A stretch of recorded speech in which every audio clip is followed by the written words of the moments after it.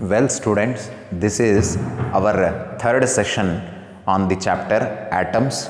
So, today we have to discuss about alpha particle trajectory. Is it right? So, in our previous class, we known about already the information about or the basic model proposed by the Rutherford in order to explain his atomic model, and we know its features of Rutherford's atomic model. And now we shall going to study in detail about scattering of alpha particle, how alpha particle will scatter when they are moving towards the gold nucleus, how is their scattering angle will be. So that regarding their complete the practical aspect dealt with that alpha particle experiment, we are going to study in the concept of alpha particle trajectory. For this, one simple figure is required. I would like to draw here. With that, I would like to explain you. Okay, so now you can consider that experimental diagram here. So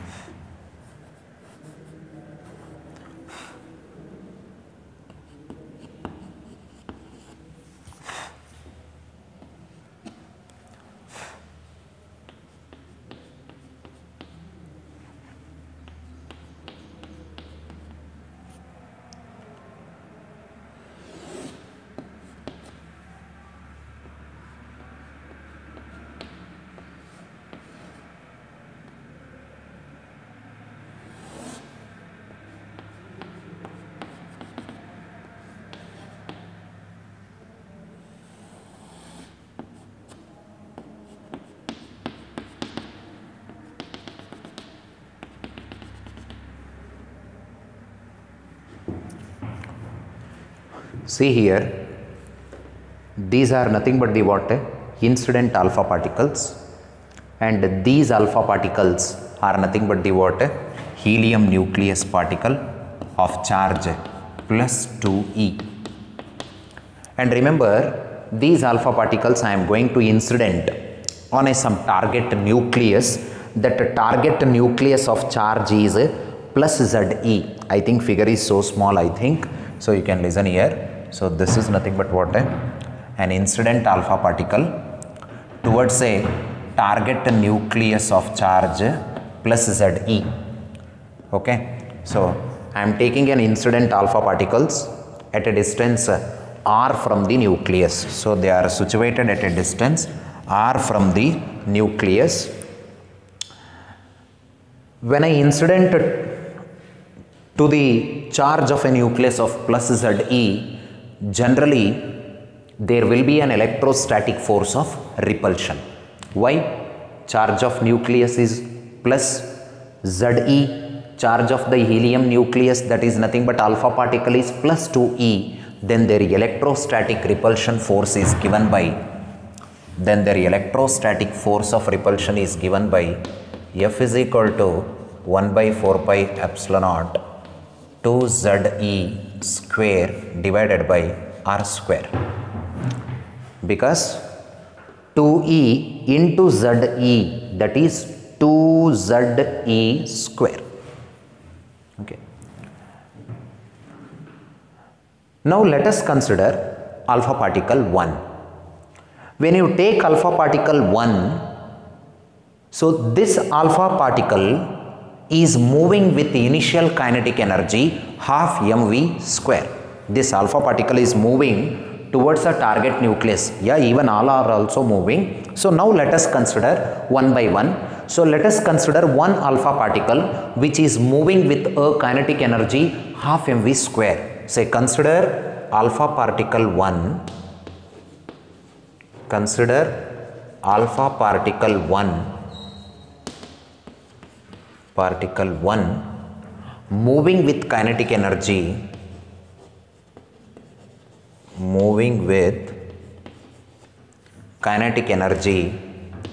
K is equal to half mv square, where m is mass of the alpha particle, v is the speed of the alpha particle.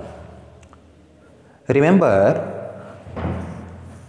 when an alpha particle is approaching towards the nucleus of charge plus Ze with the initial kinetic energy K equal to half mv square, remember, as it approaches towards the nucleus, so as it comes very closer to the nucleus of charge plus Ze here, its kinetic energy is gone, decreases. Its kinetic energy is gone, decreases as it approaches to this distance, that is nothing but distance d. So as it approaches at some particular distance from this nucleus, target nucleus, the kinetic energy of the alpha particle becomes 0. When it approaches, when alpha particle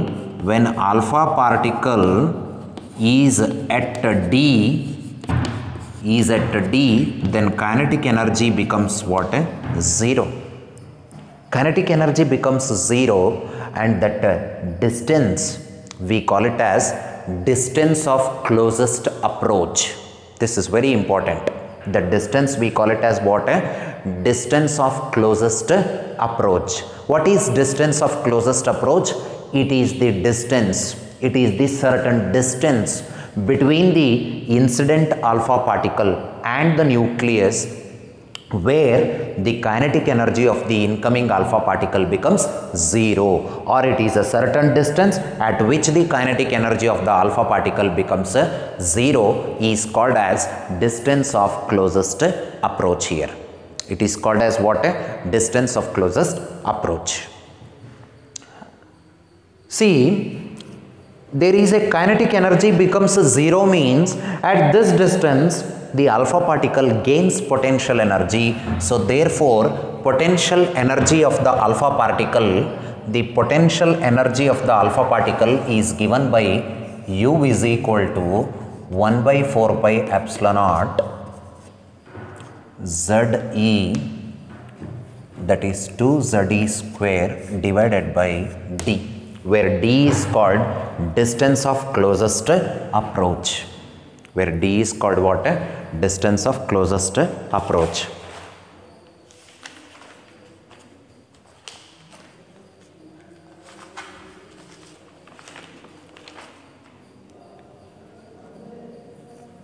Where d is called distance of closest approach.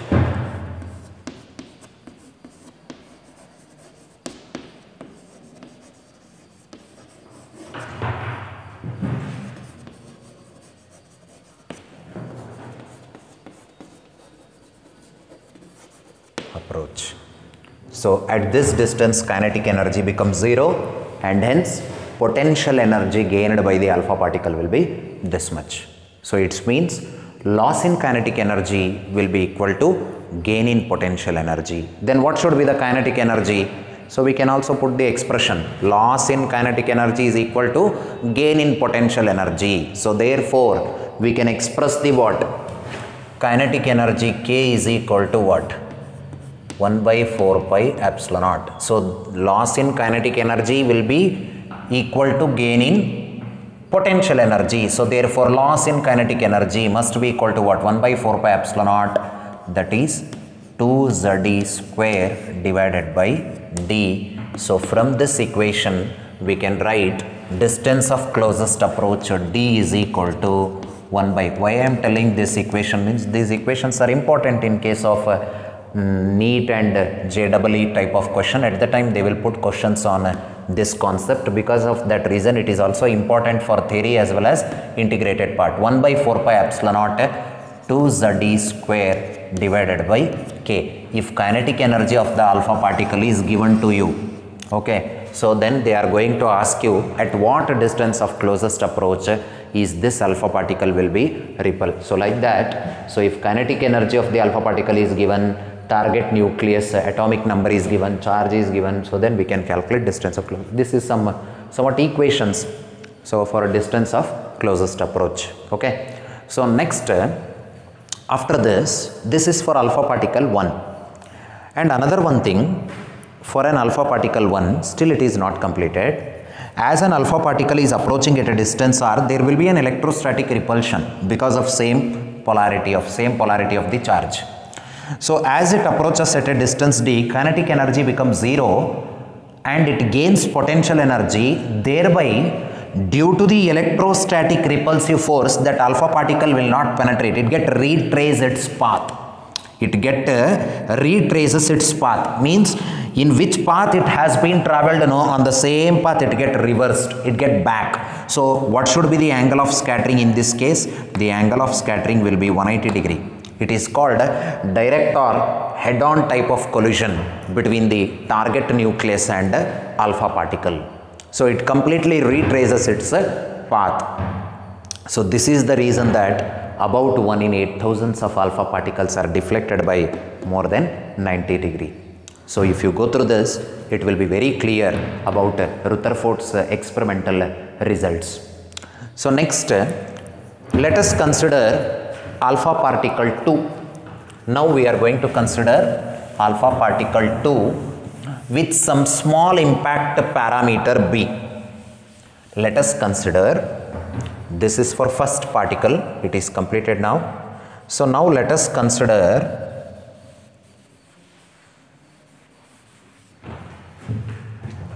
alpha particle 2. This alpha particle is also at a distance r from the nucleus, which is approaching towards the nucleus.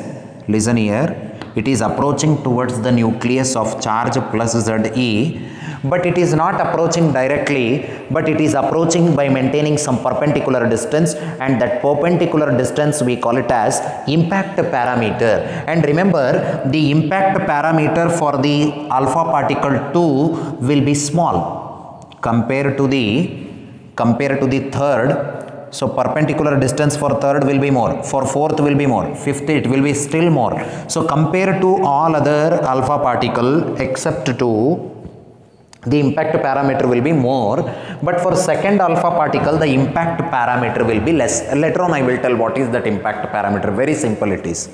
So listen here, when a second alpha particle approaches the nucleus of charge plus 2e with a small impact parameter b, then due to the electrostatic force of repulsion between the alpha particle and the nucleus, the alpha particle gets scattered in this direction where angle will be more than 90 degree. So once if you look at this figure, it will be very clear, the scattering angle will be more than 90 degree. They get scattered in this way.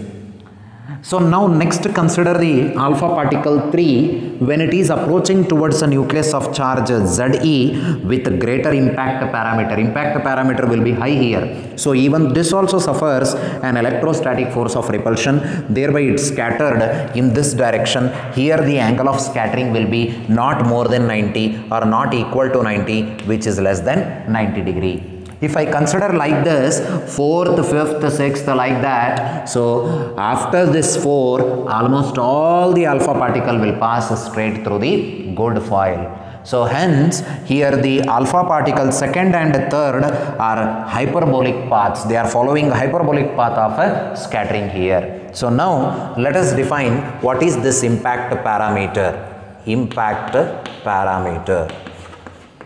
So impact parameter is defined as, it is the perpendicular distance. Yes or no? It is the perpendicular distance from the center of the nucleus to the initial path of the alpha particle when these alpha particles are at from infinite distance from the nucleus. When these alpha particles are rising from infinite distance, means some particular larger distance from that particular distance. So that we call as a impact parameter. What is impact parameter? It is the perpendicular distance from the center of the nucleus to the initial path of the alpha particle when the alpha particles are at from infinite distance from the nucleus. So that we call as impact parameter, and we have impact parameter symbol is B. Small b is the letter used to represent impact parameter, and that B is equal to, there is one expression for impact parameter. It will be helpful for your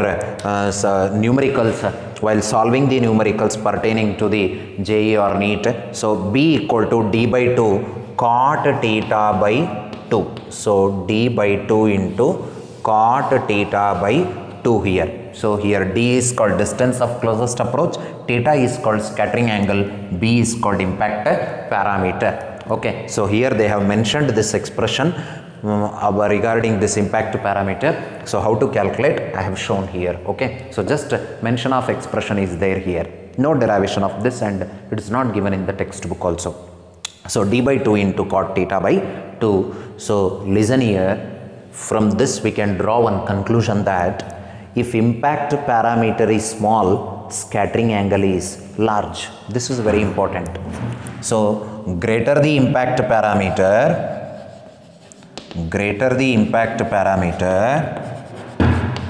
greater the impact parameter, greater the impact parameter, smaller will be the, please make a note of this, smaller will be the scattering angle. So this is very important point as alpha particle trajectory is concerned. So greater the impact parameter, smaller will be the scattering angle. Smaller will be the scattering angle here.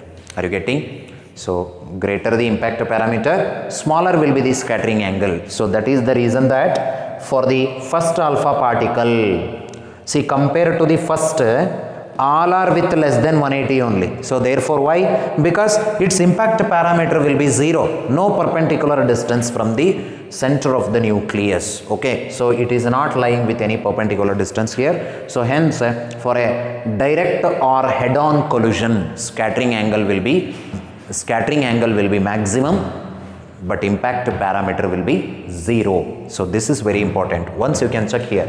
So cot theta by 2. So for direct or head-on collision for alpha particle 1, so cot 180 by 2, that becomes cot 90. So what is the value of cot 90? You will get 0 only. So therefore that becomes what here? B equal to 0 for direct or head-on collision.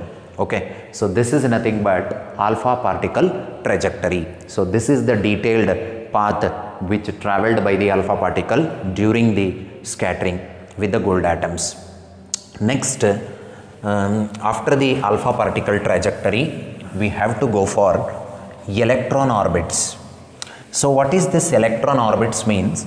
Rutherford is explaining about boundedness of electrons to the nucleus. Boundedness of the electrons in an atom. Why electrons are bounded to the nucleus? Why they can't overcome with that? So regarding that, he is explaining in his concept, that is electron orbits.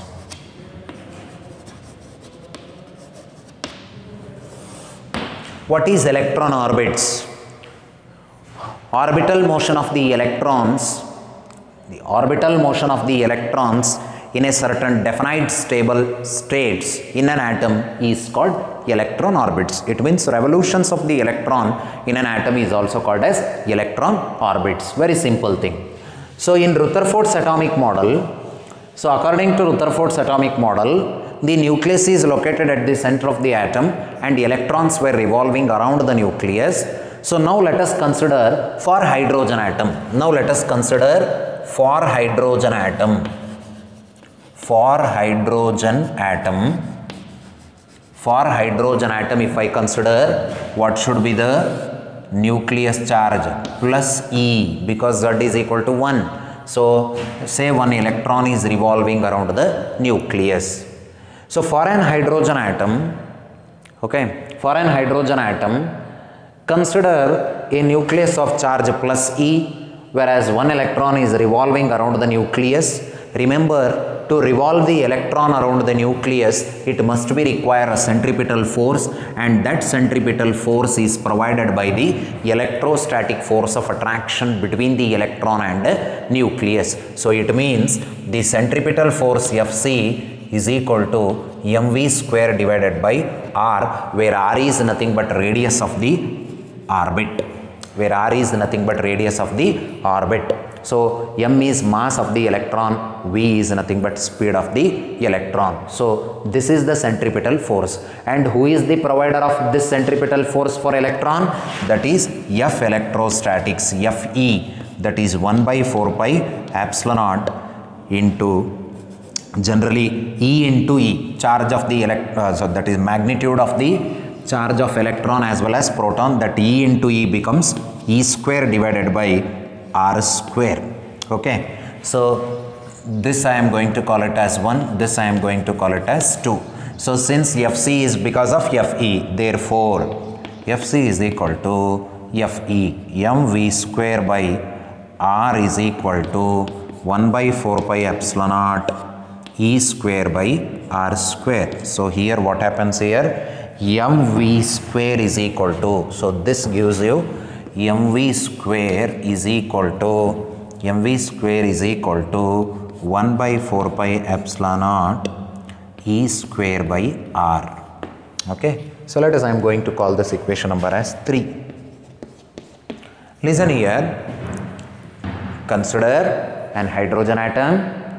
So according to Rutherford's atomic model, nucleus will be located at the center.